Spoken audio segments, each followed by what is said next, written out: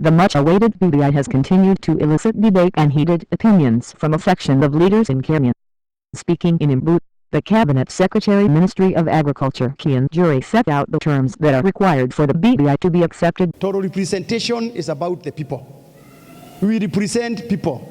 And that one, me, I'm not agreeing on anything less than that.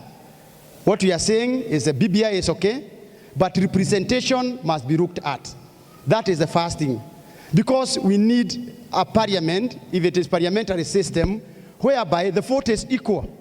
And the only way to make the vote equal is to ensure representation is equal.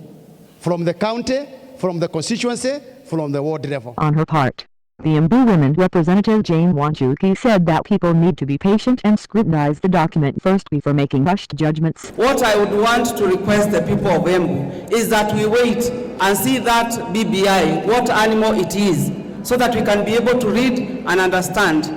But we cannot be told BBI is the solution of all our problems.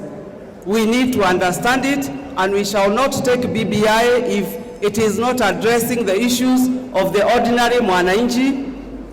It is not addressing the population of the locations that we are in. Sisi tutakataa BBI kama itakuwa ikisema one man, one vote. Speaking in Kirinyaga, the Women Representative Purity said that regardless of what the BBI says, at the end of the day, the people in the region will support Willam Ruto.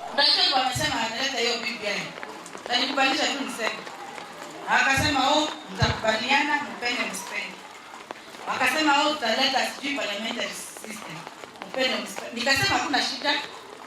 Bora mkileta, mkisema ni prime minister ambaye ako powerful, ni William Samoei. Mkisema ni president ambaye ni powerful, William Samoei. Mkisema ni chairman kama South Korea ambaye ni powerful, William Samoei chama. Mkisema kama ni kama kule anaitwa nini? Ule wa inaitwa nini hizi Arabian countries. Hapo na jina lingine hapo. Kama niyo mtaleta pia hiyo ikuwe ni William Samoei. Yote tutapea Ruto.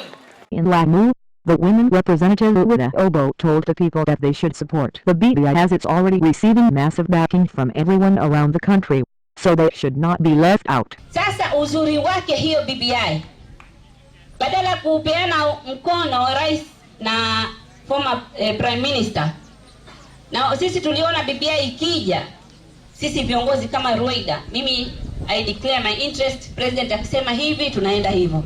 Namwambia huko Nairobi, kama huko hamujajua, kila mtu anaunga mkono BBI. Sasa na nyinyi msiachwe nyuma kuunga mkono BBI, mkaanza kujitafuta baadaye.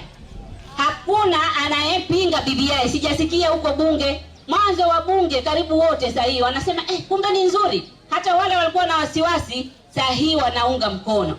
Kwa hivyo tuungeni mkono kwa sababu ni mambo mazuri. Stay with the Kenya News Channel for more news on this.